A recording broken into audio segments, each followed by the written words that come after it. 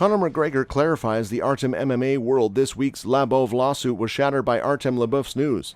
Lawsuit against Conor McGregor based on a litigation brought by Lobov, who was one of the creators of the correct 12 Irish brands of whiskey at the time of inception. McGregor was getting ready to release a vodka with a different partner. Masvidal last proclaimed victory in the BMF competition. He is 0-3 since his fight with Diaz at Madison Square Garden. Chandler, on the other hand, has taken part in 5 UFC fights since then, and all but one of them have led to performance bonuses for him. Although there is a conflict, Masvidal is not interested in it. Who's that UFC fighter? Why did he pull out? What's the issue between Michael Chandler and Jorge Masvidal? Want to know more? Then what are you waiting for? Let's dive into today's topic. Hi, hello, welcome back to my channel. Today we are going to discuss about UFC fighter pulls out of fight, Jorge Masvidal versus Michael Chandler for BMF, Conor McGregor. The BMF title was Jorge Masvidal's last victory in 2019 when he defeated Nate Diaz. The American-Cuban continues to be an essential member of the group in terms of the pay-per-views he generates. Masvidal is coming off a 3-bout losing streak, so the fight makes a lot of sense for both fighters.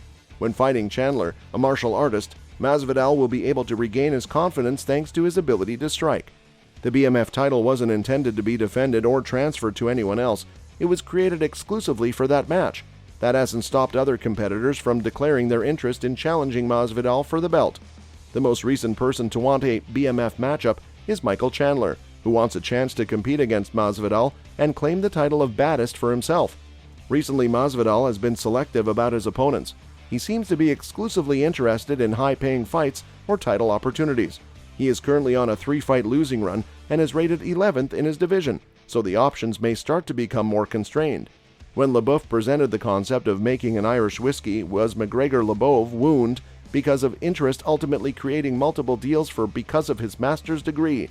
Suitable sometime earlier this year, in business McGregor was compensated with $500 million. 12 is his proper stake. In his lawsuit, Lobov is requesting a 5 stake in the company. This, of course, didn't sit well with McGregor, who responded on Twitter earlier this week in a video where he called his former friend and training partner a rat. On Tuesday, he once more attacked his former colleague and revealed that Lobov is attempting to sue him and his father for defamation of character. He also issued a challenge to fight Lobov at SBG Ireland, the gym where they both worked out. However, some have noted that given that the Russian Hammer is accusing McGregor of slander, the previous 2 division champions' tweets probably aren't the best look, given the path of their UFC careers thus far. Lobov has not yet responded to the accusations. Nate Diaz was officially removed from the UFC roster this week, and the MMA community has responded. His removal signifies the end of a 90-day period during which he was a restricted free agent and could not contract with other organizations, according to his manager. The UFC waived the remaining time in the 90-day period, a move probably made in good faith in the hopes of Diaz giving another reason to sign with them. Promotions including as Bellator, who has contacted the now that Stockton slugger may formally speak with Diaz about a deal. There has been no agreement. There is no indication yet on where his first stop will be, but he has plenty of possibilities. Bellator is keen in signing him for another MMA deal, but Diaz may also choose to sign with Rizin, where he could also participate in an exhibition boxing battle against Floyd Mayweather. Mayweather, if Nobuyuki Sakakibara, the head of Rizin, has anything to say about it. The Rizin boss recently spoke about the situation, explaining that given his long-standing relationship with Nate's brother Nick, he'd be more than happy to find a way to work with the recently released UFC star. At the same time, Diaz could also go and box Jake Paul, a move he previously assured UFC president Dana White he wouldn't make before his final fight. In addition, Diaz's management hinted at a trilogy fight with Conor McGregor, which the Irish superstar has said he'd be open to. Nate is going to compete several times in competitions next year, one of which will be in boxing. He has previously stated that he is interested in completing the trilogy with Conor McGregor, and that has not changed considering the news of Diaz's dismissal from the UFC roster. Immediately after learning about the scenario, the MMA community turned to Twitter to discuss it. Some called for a battle with Jake Paul, while others just wanted to express their gratitude for a fighter who spends so much time entertaining fans inside and outside the octagon. After losing to Dustin Poirier at UFC 281, lightweight contender Michael Chandler had 2 options. 1. Call out another lightweight contender, like as Rafael Fiziev, and advance toward another title chance, or 2. Angle for a money fight. Chandler selected the latter, calling out Rafael Fiziev. Jorge Masvidal in a match to determine who is the real BMF at welterweight.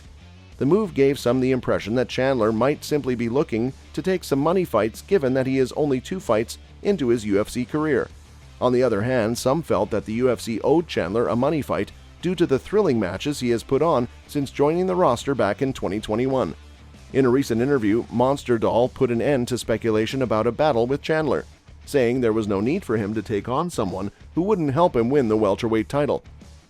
Even though the UFC ultimately decided to book Gilbert Burns to fight Neo Magny at UFC 283 next year, leaving Masvidal as the odd man out at welterweight, Burns was calling out for a fight in London next year. Conor McGregor and lightweight heavyweight contender Anthony Lionheart Smith have been at each other's throats ever since it was discovered that McGregor had not been tested once by the US ADA this year. Conor McGregor and Anthony Lionheart Smith have continued to trade barbs in the media as of late. Smith claimed on a recent podcast that McGregor was receiving preferential treatment, in addition to pointing out that McGregor had not been tested once this year. Given how bulked up the former 2-division champion appeared in recent photos, that didn't sit well with the infamous one, who responded on Twitter with a series of tweets that caused quite a bit of controversy. In addition to calling Smith out, McGregor also addressed accusations of using PEDs by saying that only Chris Weidman and Anderson Silva know what it takes to recover from such a terrible injury. This statement led many to believe that the Iranian was using PEDs. In a recent episode of Michael Bisping's podcast, Believe You Me, Smith asked if there was anything that could be done after hearing about the issue.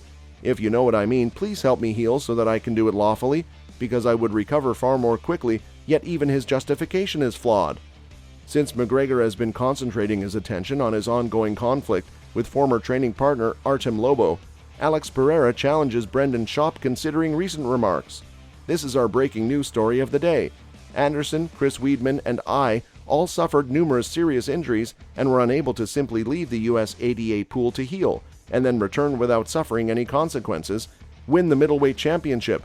It's not surprising that the former 2-division Glory kickboxing champion quickly found himself looking to potential fights in 2023, when the newly crowned champion quickly found himself in the sights of the division's top contenders, with streaking contenders like Hamza Chimaev eagerly calling him out for a fight shortly after he defeated the last style bender. While describing his willingness to compete against Chimaev at 205 pounds, he claimed that the streaking Chechen Swede declined to fight him early in the following year in Brazil, and Brendan Shaw claimed that this was because Chimaev would easily defeat the legendary striker. Needless to say, these accusations rankled Pereira, who responded in a recent video by challenging Shaw to a $50,000 wager. Store instantly accepted the offer and increased the ante-stated price. Given that Chimaev is a grappler and Pereira is a striker, this bout might be really exciting depending on how confident he is in Chimaev. If the two men fought it would be an exciting one. If you enjoy our content, make sure you hit the like button and share your thoughts and opinions in the comment section below. Subscribe to our channel to get our videos regularly, and don't forget to click the bell icon to never miss an update. Thank you for your time. Look forward to seeing you at the next one. Until then, peace.